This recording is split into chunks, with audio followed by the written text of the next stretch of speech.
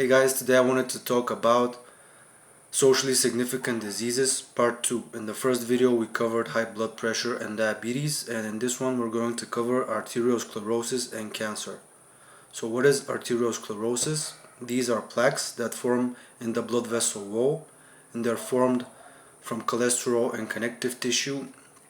When I was in medical school, we had a professor that told us that since you were born, these plaques were already forming, and you can't do much about it but just slow the process. And in my opinion, the main thing you can do in order to slow the process is just keep active, keep the blood circulating. Think of it like the pipes in your household. If you have constantly moving water through the pipes, they're harder to get clogged. So if you keep active, if you go exercise and you have a active lifestyle, the blood will be constantly circulating and it will prevent the plaques from forming. As opposed to if you're static, if you don't move around that much, the blood will be static if you're sedentary, and the plaques will be easier to form. Of course, you can avoid fried foods, you can avoid sugar, and keep a healthy lifestyle on top of that. But the main thing I think you can do for arteriosclerosis is keep active, keep your blood circulating, and not let it become static and in this way form plaques. So that's it about arteriosclerosis. Next one is cancer. Of course, there is a hereditary factor for cancer. If you're predisposed to developing certain types of cancer, you can diagnose it through genetic testing, but there are some general factors that if you follow, you will be less likely to develop cancer. And these are keeping a healthy lifestyle, exercise, eat healthy foods, avoid processed foods, avoid sugar.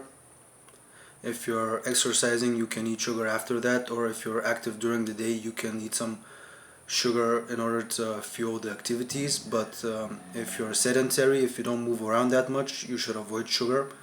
You should, if you have any bad habits, for example drinking alcohol and smoking, you should cut those or minimize them because they also contribute to developing cancer.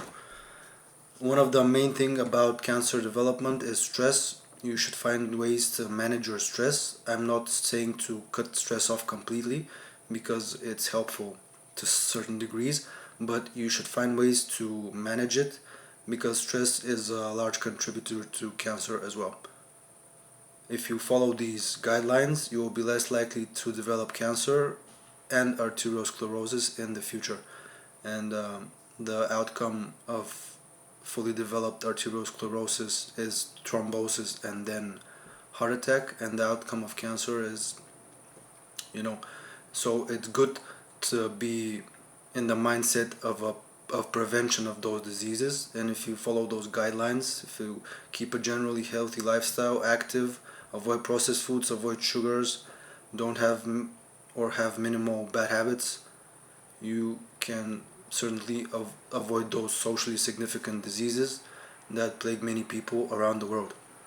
So that's it. Hope I was helpful.